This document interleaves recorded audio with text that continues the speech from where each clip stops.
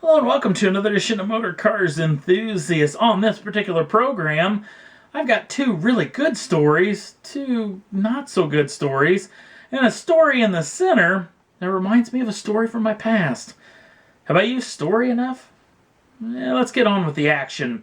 First, involving this machine, the brand new Chevrolet Corvette, and I guess I shouldn't call the C7 Corvette brand new. In fact, once this thing went live, already rumors started floating about what the new C8 was going to be about. Well, apparently we're not going to have to wait too very much longer because Auto Forecast Solutions is reporting that production, yes, I said production of the new C8 Corvette will start at the Bowling Green, Kentucky plant in January of 2019, only a handful of years away. That could mean that we could get a teaser of what the new Corvette could look like at next year's 2017's Detroit Auto Show, and definitely at the 2018 Detroit Auto Show. We'll get to see a production version of this machine. Now, this is going to get the snowball rolling because what is this vehicle going to be about? Is it going to be front engine rear-wheel drive? Is it going to be front engine all-wheel drive? Mid-engine rear-wheel drive? Mid-engine all-wheel drive? Is it going to be a hybrid or electric? Only time will tell, so we'll keep you in tune of what we hear of all the rumors floating about this machine. More rumors floating about another vehicle from the past. Remember the McLaren F1? Well, apparently there's a new one in the works. MSO, that usually does the customization for McLarens for all over the planet, is actually working on its first full-blown automobile, and apparently it's going to be the F1. In fact, supposedly this vehicle could be going into production very soon.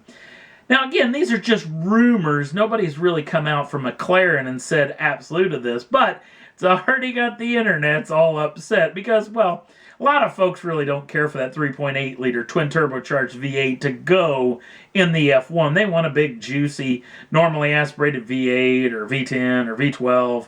Also, they're not real excited that the McLaren F1 will not be top of the tree anymore.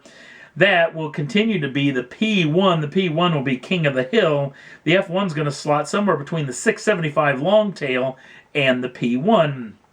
Early reports that there is going to be no hybrid drivetrain in this. It's just going to be that 3.8 liter V8.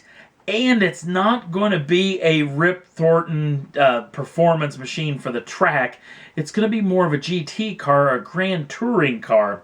Now, a couple of cool things that could be coming around with this. Remember back in the past with the old F1, having that cool custom-made luggage that actually fit into custom-made compartments inside of the vehicle? Apparently, that will be making its return, along with the coolest thing, the center seat arrangement. Actually, the 3 seats. Remember the old F1 had the 2 seats behind the center one where the driver sat? Apparently, that's the way the new F1's going to be. Now again, these are all rumors, but we'll keep you in tune if we hear any more. In fact, if you want to, jump on over to Autocar's website. They've already done a nice little rendering of the machine because they just couldn't wait, just like we can't. Next up on the list, let's talk about the brand new all-aluminum Ford Super Duty. In fact, let's talk about the dually version of this machine coming with a 6.7 liter turbocharged V8 diesel, because that thing gets a fair amount more pounds-feet of torque to work with. Now it's making 440 brake horsepower and 925 pounds-feet of torque. That brings the payload up over 4,600 pounds. And also conventional towing gets over 21,000 pounds. Fifth wheel trailer, you can haul up to 27,000 pounds. And the gooseneck version in this particular machine can haul up to 32,500 pounds of weight. This got me thinking back in the old days. Back in the mid-90s, I was in conversations of going to work for a fellow by the name of Fred Schaefer. Fred Schaefer owned a monster truck called Barefoot. You may remember this truck from back in the mid-90s. In fact, this car was kicking a lot of tail back in those dimes.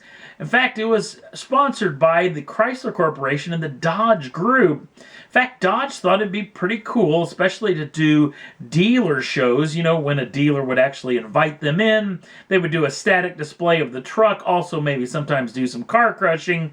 involved in some big sales event, maybe a tent sale or the like. Well, they thought it'd be pretty cool if they set up a gooseneck trailer to haul the truck in, enclosed of course, with all the logos all over it, to be pulled behind a Ram dually Cummins diesel.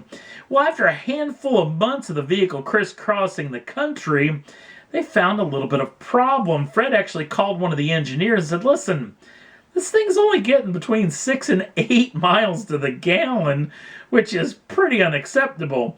Now, the engineers thought there may be something wrong with the truck, sent it back to one of the local dealerships in the Pontoon, Illinois Beach area to actually get the truck looked at.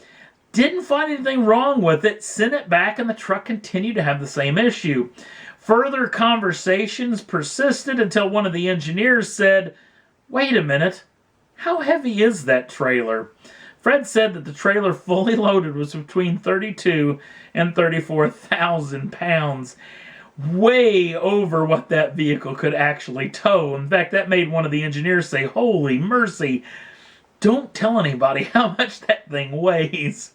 They went on just pulling it along just like it was, but it didn't do too much good to that poor truck.